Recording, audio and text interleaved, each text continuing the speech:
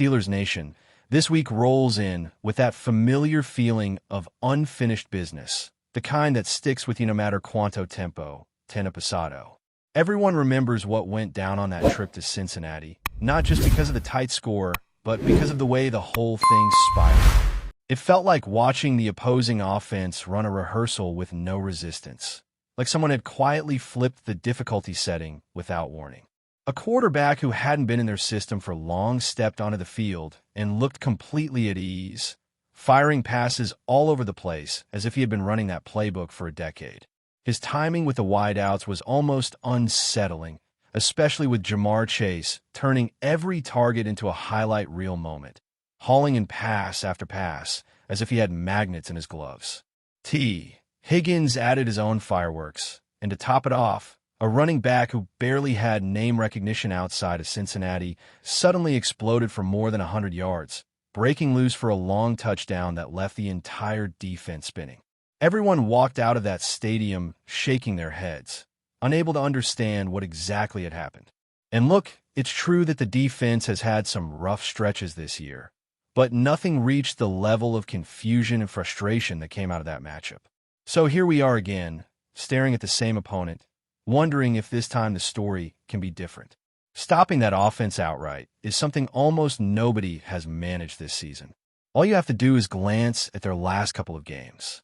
Even in defeat, they managed to push the scoreboard to ridiculous levels, turning every possession into a high-speed, high-pressure shootout. This isn't a fluke or a temporary spark. It's simply who they are when that veteran quarterback is behind center. The only lull they had all year came during the stretch when their starter was injured and the backup never quite found his footing. Since then, everything about their offense has swung back into form, creating a challenge that any defense would circle in red on the calendar. For the Steelers, the task becomes even tougher considering the defense taking the field now is not the same one that traveled to Cincinnati. Key pieces have been lost along the way. Others are still trying to shake off injuries, and several players have been shuffled into new roles with barely any time to breathe. The secondary, in particular, has undergone a full rearrangement. A newcomer stepped in immediately and held his own. A slot corner was pushed into starting duties and struggled to find rhythm. And one of the most talented defensive backs on the roster is now playing safety as a full-time role for the first time in his professional career. And depending on who clears protocol and who doesn't, a rotational corner may suddenly find himself thrust into a starting outside role opposite a young standout who has already proven he can handle the pressure. Teammates have talked him up, praising his preparation, confidence, and energy, and that belief will be put to the test the moment the ball is snapped. But let's be honest here. This matchup does not tilt in Pittsburgh's favor. There's no point sugarcoating it. Passes will be completed. Yards will be gained. There will be stretches where the defense bends more than anyone would prefer. This isn't about pretending that a few schematic tweaks are going to magically erase what happened last time. The best-case scenario is that the edge rushers get home faster, forcing the quarterback to move off his spot just a fraction of a second earlier than he wants. Even half a heartbeat can turn a perfectly timed slant into a rushed throw or a safe check down. And the front seven needs to make certain that the run game doesn't get loose again, because nothing creates momentum for an offense like an unexpected breakout performance on the ground. Preventing that alone could shift the entire feel of the matchup. At the same time, the offense for Pittsburgh plays a huge part in shaping how all of this unfolds. One of the most effective ways to slow down a high-powered attack is simply keeping them on the sideline. Sustained drives, smart decisions, and a relentless commitment to running the ball can drain the clock and force the opponent into fewer opportunities. The running backs have shown they can spark the offense when given consistent touches, and a determined ground game also helps the offensive line settle into a rhythm. When linemen get to fire off the ball instead of constantly dropping into pass protection, confidence builds. Technique sharpens. Tempo improves. It brings a sense of control that ripples across the entire unit. And speaking of the offensive line, this season has been a story of growth for some and frustration for others. One of the young tackles has quietly put together a strong campaign, staying healthy, stacking reps, and playing every snap available after an injury-plagued rookie year. In pass protection, his numbers speak for themselves. Out of well over 300 passing plays, he has surrendered just 1 sack, a statistic that many veterans would be proud to claim.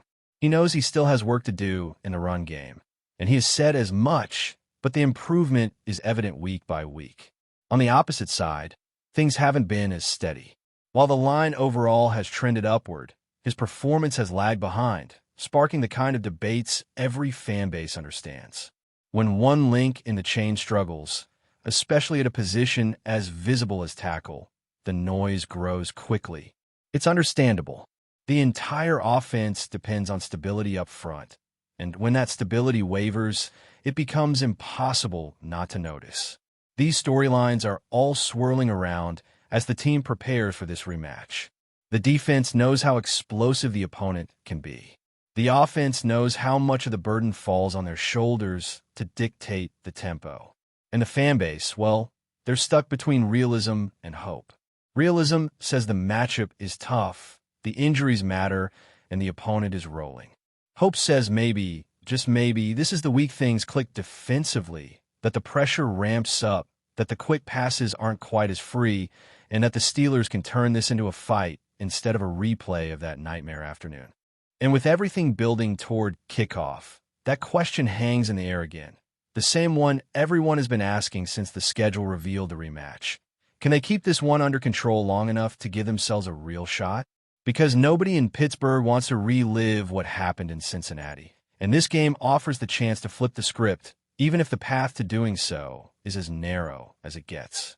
As the week moves along and the countdown to kickoff keeps getting shorter, you can feel the tension inside the facility rising bit by bit. Players keep repeating that familiar line about treating every matchup the same, but everyone knows that some games carry weight that refuses to be brushed aside. This one has layers. It has frustration, embarrassment, pride, and a whole lot of film that nobody enjoyed watching the first time. The coaches have pushed the message of composure, discipline, and execution, but even they understand that this isn't about delivering some speech to spark emotion. This is about facing a team that already exposed your biggest flaws and showing whether you've learned anything since then. And that's the interesting part. As rough as that first meeting was, this Steelers team isn't exactly the same group that took the field on that afternoon. Some players have matured. Some units have steadied. Some veterans who were still getting their footing now seem more comfortable in the scheme. Even the communication on defense, which completely unraveled in Cincinnati, has tightened in recent weeks. There's still plenty to fix, but the chaos that once swallowed entire drives hasn't appeared in the same way. The question is whether that improvement holds up against an offense that doesn't wait around for anyone to get their bearings. They play fast, they hit quick windows, and they force defenses to tackle perfectly, communicate instantly, and react before the mistake happens instead of chasing after it. If there's one thing the Steelers can't afford, it's falling behind early. That's where Cincinnati thrives. Give them a lead, give them momentum, give them a defense suddenly worried about every misstep, and they start layering their passes with rhythm, variation, and timing that make them almost impossible to slow down. Pittsburgh needs to punch back quickly, not just to keep the game manageable, but to send the message that this won't be a repeat of the last chapter. That means trusting the ground game, trusting the play action, and trusting the receivers to win one-on-one matchups when the opportunity presents itself. This offense doesn't need a miracle. It needs patience, physicality, and the kind of smart decision-making that controls the pace rather than reacting to it.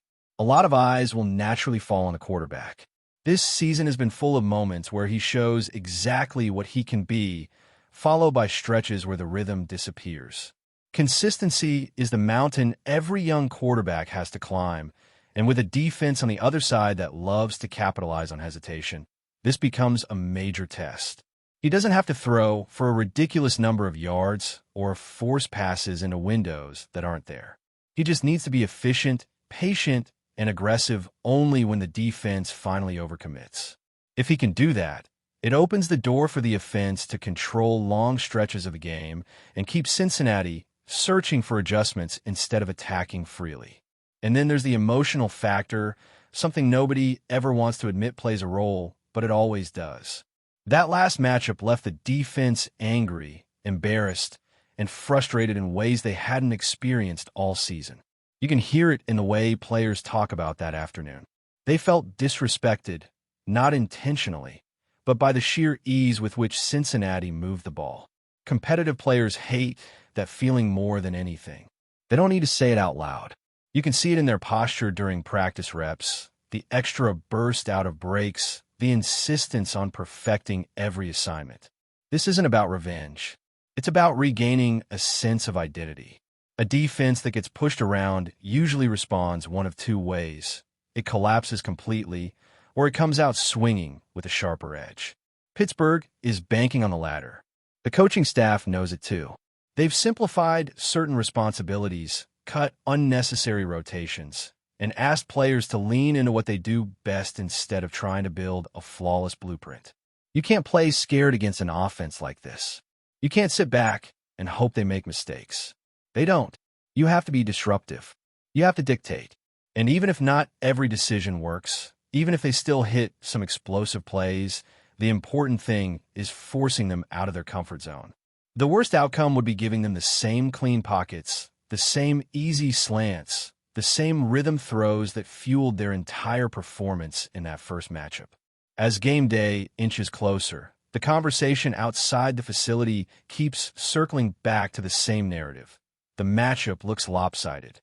The injuries matter. The opponent has momentum. But inside the building, the focus is narrower. It's not about rewriting the entire script. It's about one series at a time, one assignment at a time, one opportunity to shift the flow of a game that got away from them last time. That's the mentality they've carried all week. Not fear, not denial, just stubborn determination to prove they're better than what they showed the first time around. And honestly, that might be what gives this rematch its edge. Nobody expects perfection from Pittsburgh. They just expect fight, pride, and the kind of resilience that has defined this franchise for generations. The road back won't be easy. The challenge won't be gentle. But if they can find a way to control the chaos, to execute with the urgency that the matchup demands, then this game doesn't have to look anything like the disaster that came before it. So while everyone outside keeps pointing to the numbers, to the matchups, to the injuries, there is something brewing underneath that cannot be measured. Something that feels like tension turning into urgency. Something that sounds like a team that is tired of hearing what it cannot do. Something that suggests that on Sunday, no matter how much talent Cincinnati brings, Pittsburgh is going to walk onto that field ready to swing at every single snap. But before we dive in, don't forget to subscribe to Steelers Nation Central and hit the like button on this video. Your support helps us keep bringing you the latest updates on the Pittsburgh Steelers. And don't forget to share your thoughts on the news in the comments below. Whispers are growing louder in Pittsburgh, and they all point toward one man, Justin Simmons. The veteran safety, long known for his leadership, intelligence, and relentless work ethic, is reportedly set to become the newest face in a Steelers defense that's been searching for identity and direction. It's not official yet, but inside the locker room and around the league, people are already talking about what his arrival could mean. For years, the Steelers' defense has carried a reputation for toughness, but in recent seasons, something has felt off. The fire is there, the names are there, but consistency and discipline have been missing. Simmons, however, is the type of player who changes atmospheres. Teammates from his previous stops describe him as a quiet general, a player who doesn't just make plays, but demands accountability from those around him. In a unit that has sometimes struggled with communication and cohesion, his voice could be exactly what's needed. Sources close to the team suggest that coaches have been vocal behind closed doors about bringing in veterans who set the tone, especially in the secondary. Simmons fits that bill perfectly. His football IQ is elite, his film study habits legendary, and his presence off the field just as commanding. It's not just about tackles or interceptions, it's about culture. Steelers fans know their defense has always been built on legacy. From the Steel Curtain to the Polamalu era, it's about more than schemes. It's about attitude. Simmons' arrival feels like an attempt to tap back into that tradition. Already, some players are reportedly fired up, calling his potential addition a statement move. Nothing is confirmed yet, but one thing seems certain. If the deal goes through, this won't just be another roster change. It'll be a cultural shift, the kind of move that could realign the soul of the Steelers' defense. And if the early buzz is any indication, the city is ready to believe again. That's it for this update. If you enjoyed the video and want to keep receiving exclusive news about the Pittsburgh Steelers, make sure to subscribe to Steelers Nation Central and give this video a like.